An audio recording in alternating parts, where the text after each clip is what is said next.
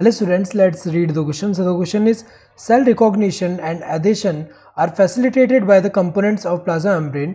These components are generally पूछा गया है कि जो cell recognition and cell adhesion जो होता है उसको फैसिलिटेट करने वाला प्लाज्मा मेम्ब्रेन का कौन सा कंपोनेंट होता है। तो अगर देखा जाए हमें पता है कि प्लाज्मा मेम्ब्रेन जो है वो किससे बना है, लिपिड बाइलेयर है। तो किससे बना हुआ है, इसमें लिपिड्स एंड प्रोटीन से बने होते हैं, जिसमें यहाँ जो लिपिड्स हैं बाइलेयर फॉर्म कर रहे हैं और यहाँ मेजर लिपिड कौन सा होगा, यहाँ पे फॉस्फोलिपिड जो होता है वो क्या होता है, मेजर लिपिड होता है।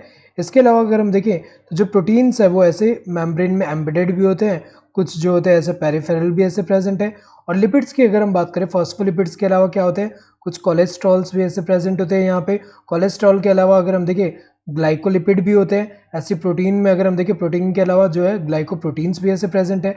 तो अगर देखा जाए ये जो है ये क्या हुआ, यहाँ पे अगर हम देखें ये क्या है, लिपिड बाइलेयर है, लिपिड बाइलेयर है। यहाँ पे लिपिड्स है, ये क्या है, लिपिड्स है, ये जो है लिपिड्स है। और ये क्या होगा, यहाँ पे ग्लाइकोप्रोटीन, ग्लाइकोप्रोटीन, ग्लाइकोप्रोटीन के अलावा ये वाला कौन सा होगा, ये वाले जो है ग्लाइकोलिपिड्स, ग्लाइकोलिपिड्स।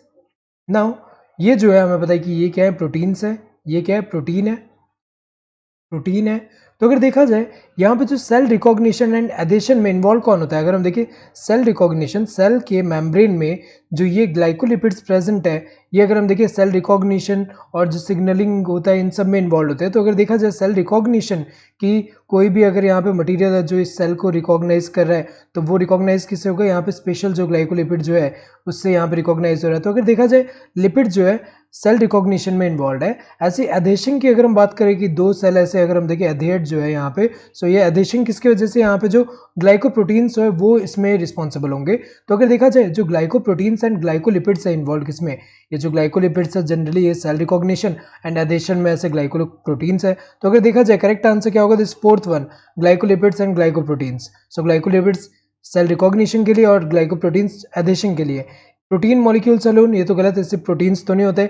लिपिड्स अलोन, ये भी गलत है, बोथ लिपिड एंड प्रोटीन नहीं है। ये कौन से, ग्लाइकोलिपिड एंड ग्लाइकोप्रोटीन जो है, ये मोस्ट अप्रोप्रिएट आंसर होगा। Correct answer would be this fourth one. Hope you understood the question. Thank you and all the best.